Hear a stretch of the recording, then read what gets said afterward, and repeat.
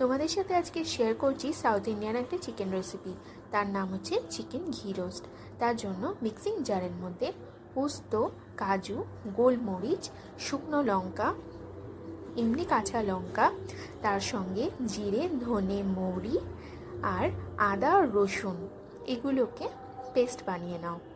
তারপরে মাংসটাকে হলুদ আর নুন দিয়ে দই দিয়ে ম্যারিনেট করে রাখো 1 ঘন্টা।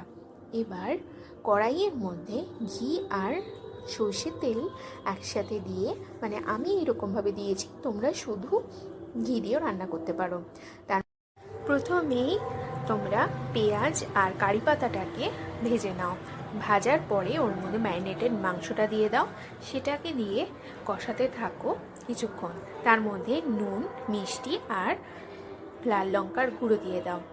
এবার ওর মধ্যে কিছুটা সেদ্ধ করা আলু ছিল আমার, সেটাও দিয়েছি, তোমরা চাইলে দিতেও পারো, নাও দিতে পারো।